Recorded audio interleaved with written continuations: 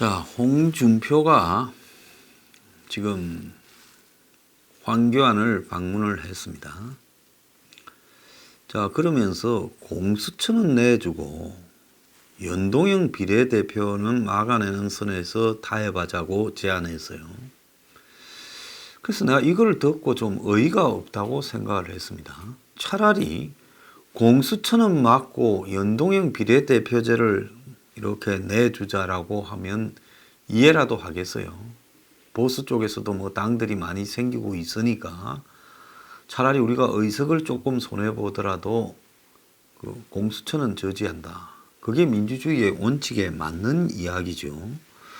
그런데 어떻게 국회 계류 중인 공수처 법안, 검경수사권 조정 법안, 그거는 민주당과 합의해서 통과시켜 주자 그러고, 연비제에 대해서는, 연동형 비례대표제에서는 민의에 반하는 제도다. 그것까지 가능하면 총선을 거부해야 된다. 이렇게 말을 했는지, 저는 이분이 세상의 다른 모든 일에 대해서 평가를 시시비비를 가리지 않습니까? 홍준표가 황교안 단시, 또 나경원 방미에 대해서도 이야기를 하고 이런저런 걸 하는데요. 저는 웬만하면 현직에 있지 않고 세력을 상실한 사람에 대해서는 어지간하면 비판을 잘 하지 않습니다. 그런데 지금 아주 황당한 소리를 하고 있어요. 연동형 비례대표는 막기 위해 총선을 거부해야 된다면서 민주당이 원하는 것은 공수처법이고 검경수사권 조정법이다. 민주당이 그것 때문에 6석밖에 안 되는 정의당에 인질이 되어 있다. 지금도 정당이 34개 등록되어 있는데 연비제가 통과되면 한 20개가 더 나올 거다. 국회에 누구나 들어갈 수 있기 때문이다. 차라리요, 소수파들도 국회에 들어가도록 해주는 게 낫고 공수처는 막아내는 게 낫지요. 자, 그런데 홍 전 대표는 이런 선거법을 강행 처리한다면 문재인은 차베스가 될 거다. 이러면서 차베스가 이런 식으로 선거제도를 바꿔 20년 집권했다. 선거법은 야당의 동의 없이 처리하면 안 된다. 이렇게 말을 했습니다.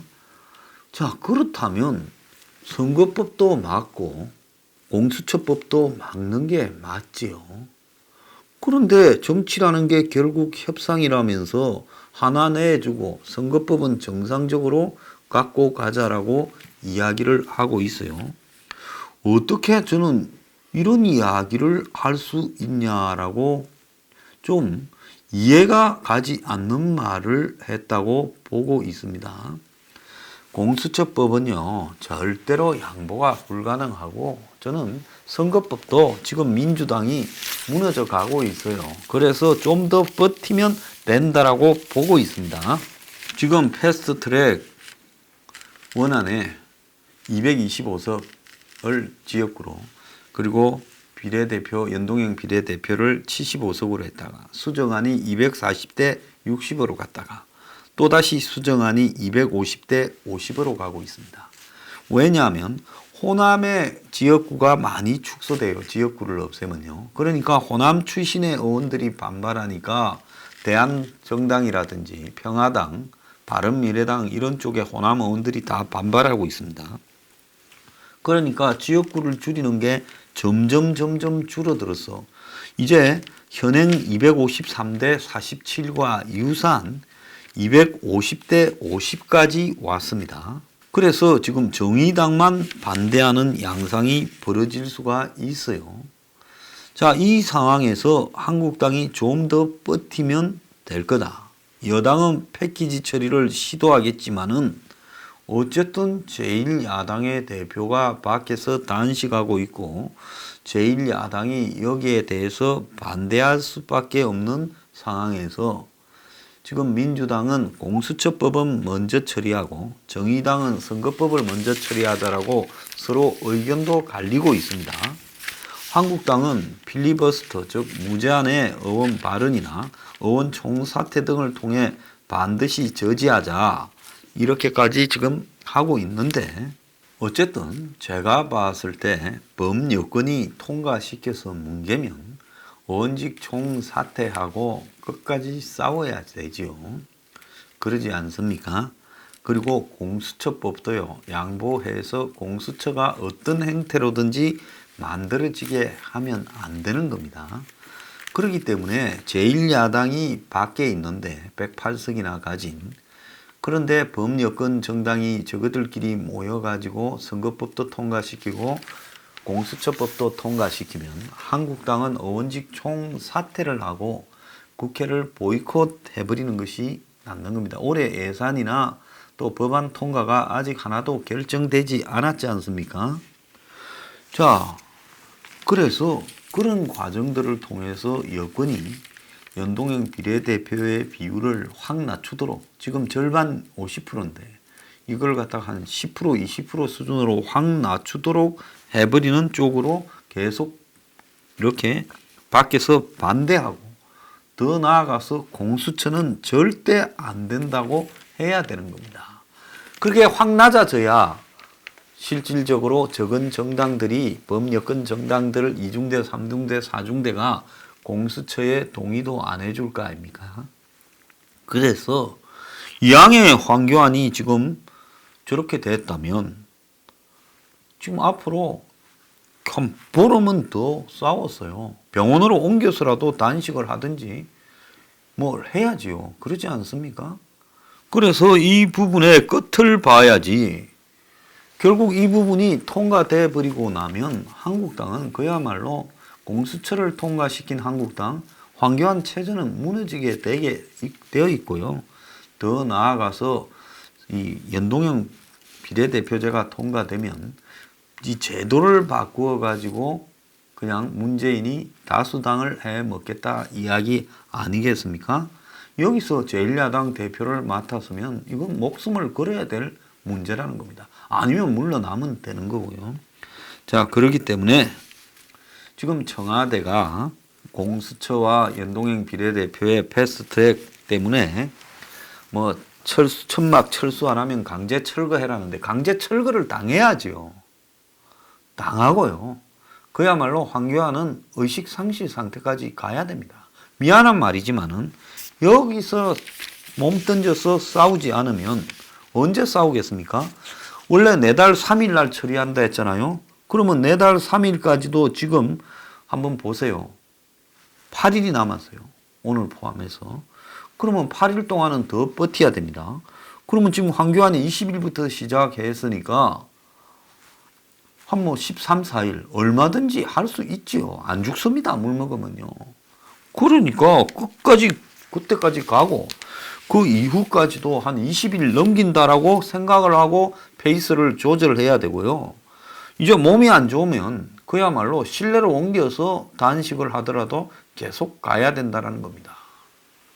자, 그러니까 지금 밖에서 작은 정당들 2중대, 3중대, 4중대가 초조해져서 패스트트랙 선거법 통과하라고 난리를 치고 있는데, 어제 집회도 했어요. 엊그제.